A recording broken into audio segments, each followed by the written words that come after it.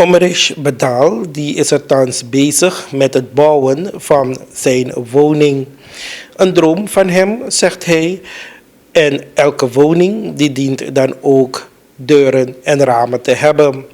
Hij heeft 4 deuren besteld bij een meubelmaker en daarvoor heeft hij voorschot betaald, als ook een wachtperiode van 2 weken.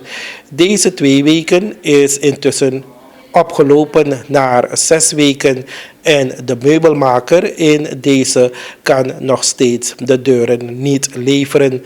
Vandaar dat deze jonge heer stapte naar de politie van de derde rijweg, die in feite aangeeft dat zij in deze niet veel kunnen betekenen, want het zou in deze gaan om een civiele zaak. U krijgt de heer Omrish Badal die zijn verhaal doet. Op 29 juni 4 deuren heb besteld bij de heer Panchu.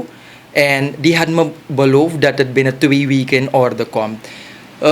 Ik heb natuurlijk ook van mijn kant rekening gehouden dat het kan uitlopen met nog een week. Dus ik heb me dan vrijgehouden voor 3 weken.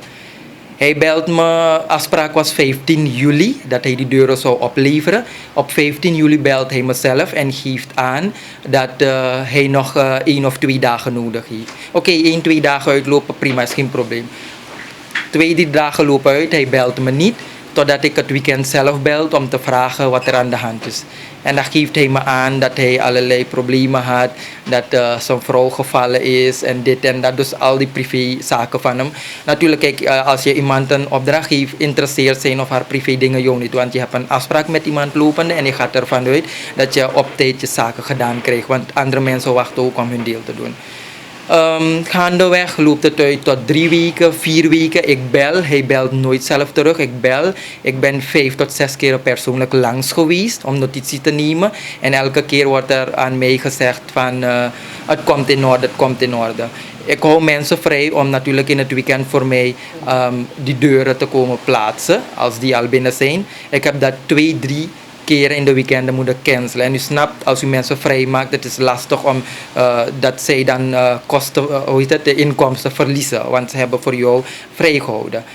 Oké, ik heb dan daarna zou hij op die long weekend, dat was 4 augustus, zou hij op de vrijdag de deuren uiteindelijk toch afleveren, na ongeveer 5 weken mee opgehouden te hebben. Dan belt hij me op 4 augustus en vraagt om het op zaterdag 5 augustus te brengen. En ik snap, het is al long weekend. Ik heb hem nog gevraagd, gaat het lukken? Gaat u in die long weekend nog werken? Want het zijn vrije dagen. Hij zegt, ik maak je niet druk, het komt in orde. 5 augustus belt hij me 's morgens vroeg en geeft aan van het is hem niet gelukt. Ik heb gezegd, weet je wat, laten we het stellen op maandag. Dat is, even kijken, als hij me even de mogelijkheid geeft. Hij zou het dan op maandag 5 augustus voor me brengen. Wat niet gebeurd is. Ik ben dan diezelfde dag naar de politie, derde rijweg gestapt. Om hun hiervan op de hoogte te stellen.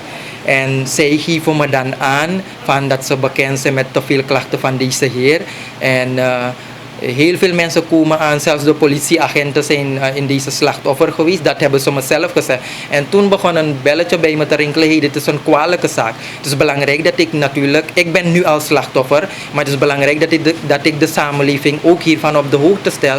Vooral zij die bouwen, in de bouwende fase zijn of straks gaan bouwen, dat ik natuurlijk hun hierop kan attenderen, dat zij rekening houden met waar ze spullen bestellen. Want niets is lastiger dan wanneer je slachtoffer wordt van zo'n situatie waarbij je wordt opgehouden. Want je stelt een deadline van hey, deze periode wil ik dat mijn deuren in orde zijn.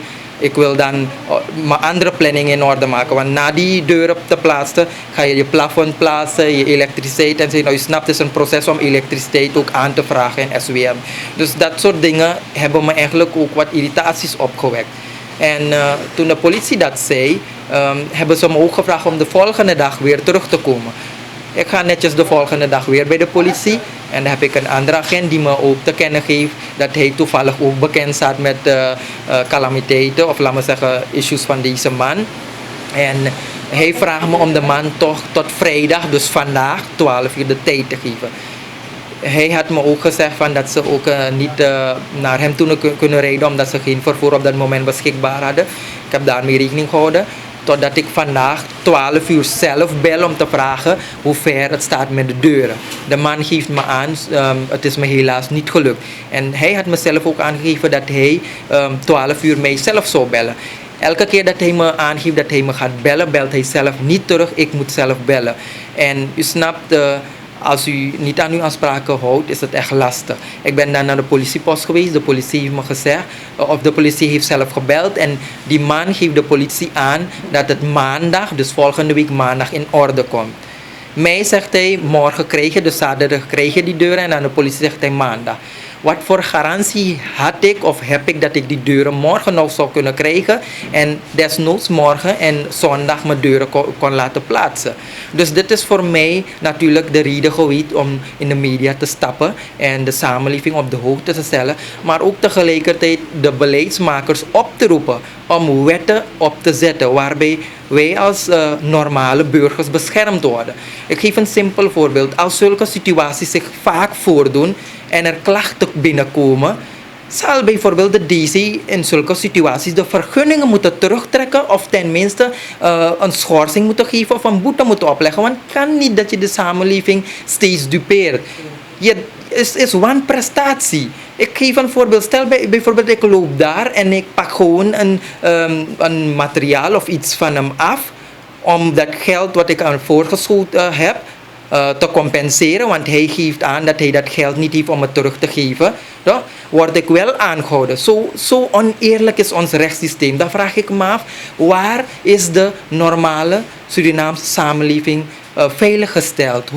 Hoe transparant is ons wetsysteem? Dus echt een oproep naar de samenleving, wanneer ze ergens iets bestellen, dat ze daarmee rekening houden, bij wie ze aanmelden. En ook aan de beleidsmakers, in deze de DNA-leden, dat ze echt met een wetsvoorstel komen waarbij de normale burger beschermd worden. Want ik heb niets aan bijvoorbeeld een rookverbod, waarbij heel weinig dingen rekening houden. Ik heb niets aan een wet waarbij wordt aangegeven dat je niet mag wildplassen. Maar het zijn deze issues die de normale individuele burgers ook kwetsen. En geloof me, door deze situaties verdragen vele van onze mensen niet. Ze pakken de wet in eigen handen en dan wanneer ze dan niet beheersen en iets hebben gedaan, worden ze wel beboet of opgepakt of zitten ze een straf uit. Dus het moet echt ophouden, want in deze kwestie, ik heb begrepen dat de meneer Pancho al heel veel mensen zo heeft opgehouden. Hij heeft in het verleden zelfs mensen jaren laten ophouden. Dus vandaar dat ik niet heb geschroomd om in de media te komen, om dit met de samenleving te delen. Ik ben vandaag slachtoffer. Morgen kunt u als samenleving ook een slachtoffer worden. Want er zijn heel veel mensen die nu bouwen. En tijdens bouwen maak je heel veel dingen mee. Maar tenminste is mijn deel geweest om de samenleving wakker te schudden. En natuurlijk ook in deze te laten merken dat het niet makkelijk is dat je gewoon iemand een opdracht geeft en je dat niet terug verwacht in de afgesproken tijd. Dus, ja, hoe komt dat u keuze viel op deze meubelmaker? Dus kijk, je kan normaal gewoon in de winkel deuren aanschaffen. Maar als het niet naar jouw smaak is, niet jouw keuze is, of vooral wanneer het niet een houtsoort is die jij graag wenst, dan ga je dat niet doen. Dan ga je naar een meubelmaker op zoek. Ik heb toen ergens deuren besteld en toevallig vroeg ik die man, kent u iemand die deuren maakt? En ook goede, mooie en kwalitatieve. En toen gaf hij me aan dat er aan de Quattaweg meubelzaak is en dat ik daar mag aanmelden. Ik ben geweest, die man heeft me netjes ontvangen en aangegeven, het komt in 2 weken in orde. We hebben een goed gesprek gehad. Ik heb hem verzocht van kijk, ik hoop echt dat het in 2 weken in orde komt. Want ik heb een deadline. Ik wil dit jaar verhuizen in mijn nieuwe huis. En u snapt, als u tijdsfase hebt uitgezet dat u echt ermee wil werken. Heeft de politie, heer Badal, steeds naar u alleen geluisterd? Of hebben ze, want nu praten we over een termijn van weken. Hebben ze alleen naar u geluisterd? Of hebben ze wel eens de moeite genomen om bij deze meneer te komen? De politie is nooit bij hem langs geweest. Integendeel hebben ze me gezegd, het is een civiele zaak. Eigenlijk hoeven ze me niet eens aan te horen, hebben ze me gezegd. Maar ze horen me aan en ze hebben me als het ware uit woorden van hun een genoegen gedaan om die man te bellen en te vragen wanneer ik mijn opdracht terugkrijg. En hij heeft dan de politie aangegeven dat het op maandag in orde komt. En mij geeft hij aan morgen, dus zaterdag. Dus in deze ben ik in het ongewisse. Ik weet u wat, ik heb zelfs aan die man gezegd, u mag die deuren houden, maar geef me mijn geld terug. Want u begrijpt, ik heb zoveel irritatie opgelopen. Het heeft zoveel stress aan me gekost. Toch? En als ik uiteindelijk die deuren krijg, het gaat een herinnering blijven van, kijk, ik heb voor deze deuren zo lang moeten wachten. Toch? Ik heb dit en dat moeten meemaken. Ik heb zelf naar de media moeten stappen. Maar iemand moet een initiatief nemen om deze dingen aan te kaarten, zodat de samenleving op de hoogte is en hiervan geen slachtoffer wordt. Dus ik vind het wel jammer dat ik dit meemaak, maar tenminste dat de samenleving alert blijft wanneer ze zulke situaties meemaken. Een ander ding wat ik heb meegemaakt is, ik geef hem aan van welk houtsoort ik de deuren verwacht. En gewoon zo gaat meneertje van een ander houtsoort deuren maken. En het nog een ergere punt is, ik en mevrouw geven een keuze aan. Die man maakt het weer op zijn eigen manier, op een andere, met een eigen model. Dus dan vraag ik me af, 1, je hebt me al bijna 6 weken opgehouden. 2, je staat al begin bij de politie, toch? 3, je houdt je niet aan de dingen opdracht, welke houtsoort ik heb aangegeven. 4, een model die ik heb gegeven, daaraan hou je ook niet.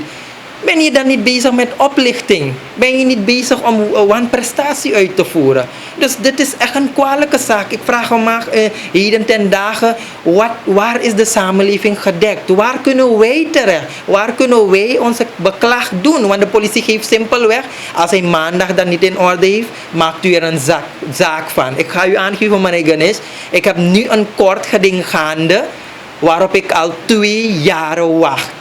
Met zo'n situatie die ik ga aanhalen om een 1500 SRD die ik heb voorgeschoten, ga ik weer jaren moeten wachten. Waarmee houden we ons dan bezig? Toch? Dus dit zijn echt dingen waar we ons moeten gaan afvragen. Zijn er geen issues, zijn er geen betere wetsvoorstellen die onze parlement moeten gaan samenstellen om de samenleving te kunnen dienen?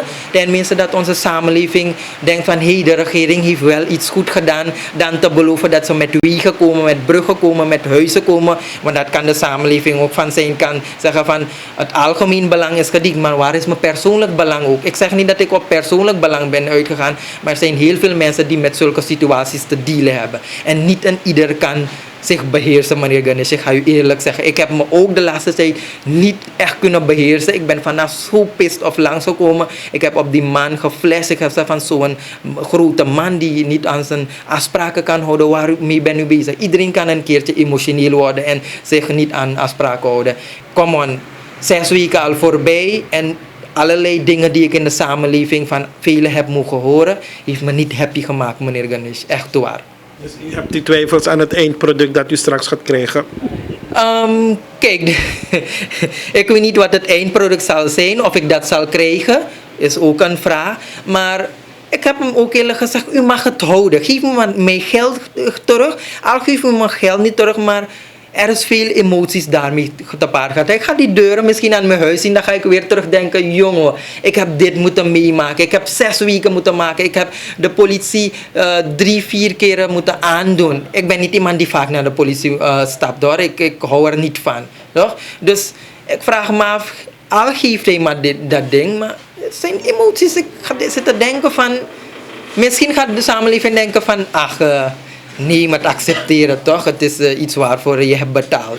Maar er zijn emoties daaraan verbonden. Dus of hij het brengt, weet ik niet, want ik heb hem genoeg kansen gegeven. Als hij mij zegt, hij brengt het morgen en de politie zegt dat hij het maandag afgeeft, wat voor garantie heb ik dat ik het nog morgen krijg? Wat voor garantie heb ik dat ik het maandag krijg?